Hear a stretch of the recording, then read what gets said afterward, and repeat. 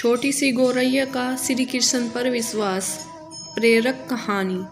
कुरुक्षेत्र के युद्ध क्षेत्र को विशाल सेनाओं के आवागमन की सुविधा के लिए तैयार किया जा रहा था। उन्होंने हाथियों का इस्तेमाल पेड़ों को उखाड़ने और जमीन साफ करने के लिए किया।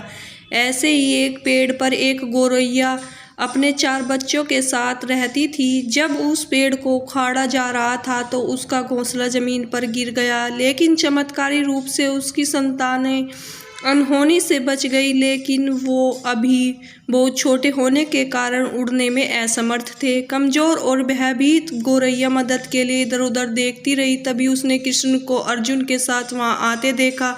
वे युद्ध के मैदान की जांच करने और युद्ध की शुरुआत से पहले जीतने की रणनीति तैयार करने के लिए वहां गए थे।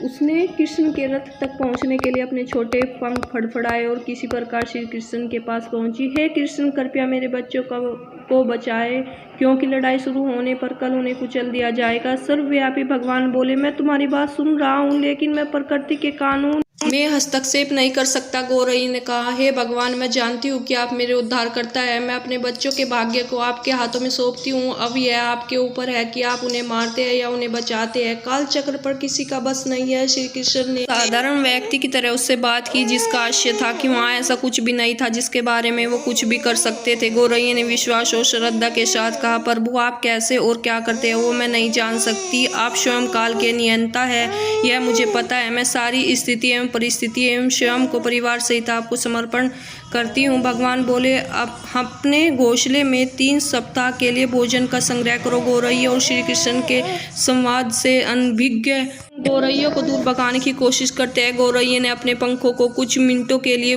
फुलाया और फिर अपने घोंसले में वापस चली गई। 2 दिन बाद शंख के उद्घोषण से युद्ध शुरू होने की घोषणा की गई। कृष्ण ने अर्जुन से कहा कि अपने धनुष और बाण मुझे दो। अर्जुन चौंका, क्योंकि कृष्ण ने युद्ध में कोई भी हथियार नहीं उठाने की शपथ ली थी। इसके अतिरिक्त अर्जुन का मानना था कि वह ही सबसे अच्छा धनुर्धर है। मुझे आज्ञा दे भगवान, अर्जुन ने दृढ़ विश्वास के साथ कहा, मेरे तीरों के लिए कुछ भी अभेद नहीं है। चुपचाप अर्जुन से धनुष लेकर कृष्ण ने एक हाथी को निशाना बनाया, लेकिन हाथी को मार के नीचे गिराने के बजाय तीर हाथी के गले की घंटी में जा टकराया और एक चिंगारी सी उठ गई। अर्जुन ये देखकर अपनी हंसी नहीं रोक पाए कि कृष्ण एक आसान सा निशान चूक गए। क्या मैं प्रयास करूं? उसने स्वयं को प्रस्तुत किया। उसकी प्रतिक्रिया को नजरअंदाज करते हुए कृष्ण ने उन्हें धनुष वापस दिया और कहा कि कोई और कार्यवाही आवश्यक नहीं है। लेकिन केशव, आपने हाथी को क्यों तीर मारा? अर्जुन ने पूछा।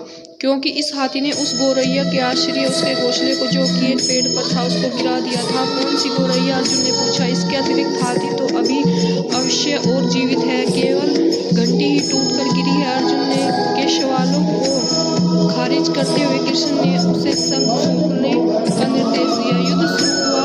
अगले 18 दिनों में कई जानें चली गई। अंत में पांडवों की जीत हुई। एक बार फिर कृष्ण अर्जुन को अपने 400 दूर क्षेत्र में भ्रमण करने के लिए ले गए। कई शव अभी भी वहां है जो उनके अंतिम संस्कार का इंतजार कर रहे हैं। जंग का मैदान गंभीर अंगों और सिर बेजान सीढ़ियों और हाथियों से अटा पड़ा था।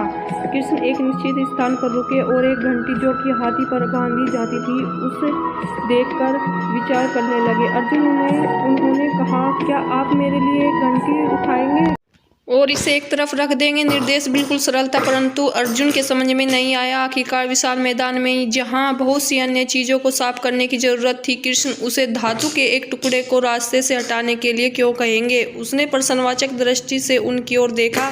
हाँ, यह घंटी, कृष्ण ने दोहराया, यह वही घंटी है जो हाथी को गर्दन पर पड़ी थी, जिस पर मैंने तीर मारा था। अर्जुन बिना किसी और सवाल के भारी घंटी उठाने के लिए नीचे झुके। जैसे ही उन्होंने इसे उठाया, उसकी हमेशा के लिए जैसे दुनिया बदल गई। 1 2 3 4 और 5 4 युवा पक्षी और उसके बाद एक गौरैया उसी घंटी के नीचे से निकल के माँ और छोटे पक्षी कृष्ण के इर्द गिर्द उनकी परिक्रमा करने लगे। 18 दिन पहले एक काटी गई एक घंटी ने पूरे परिवार की रक्षा की थी। मुझे क्षमा करे हे कृष्ण, अर्जुन ने कहा। आपको मानव शरीर में देखकर और सामान्य मनुष्य की तरह व्यवहार करते हुए मैं भूल गया था कि आप वास्तव में कौन हैं। जय श्री कृष्ण।